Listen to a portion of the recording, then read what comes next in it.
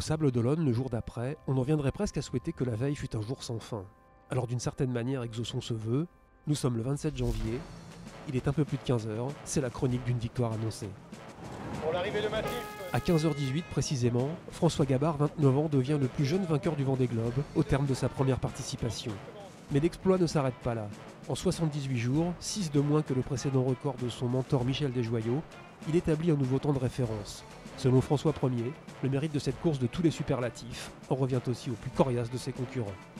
Et moi, ce qui est sûr, c'est que ce Vendée, s'il n'y avait pas eu Armel, ça serait pas été la même chose, quoi. J'aurais pas... Enfin, toute l'intensité justement qu'il y a eu pendant ces 3 mois, c'est grâce à Armel.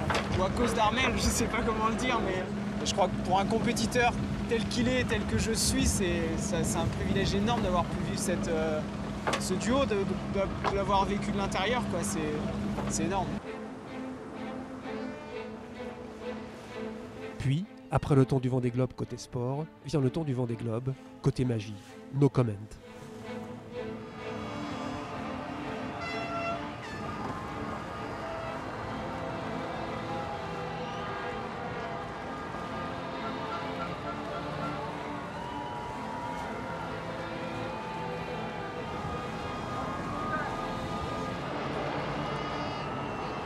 Accueilli comme le héros de tout un peuple, François Gabard prend un peu plus la mesure de sa victoire et de l'engouement qu'elle suscite.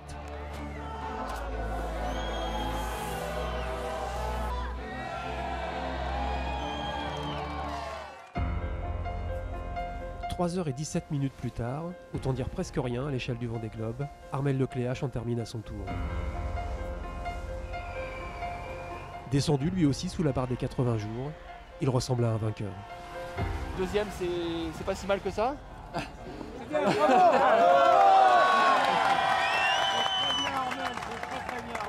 Voilà, et puis en tout cas, je suis content de la copie que j'ai rendue sur l'eau.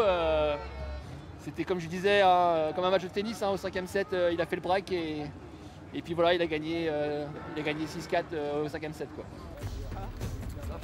Pour les 2 premiers revenus de la planète mer, le marathon médiatique peut commencer.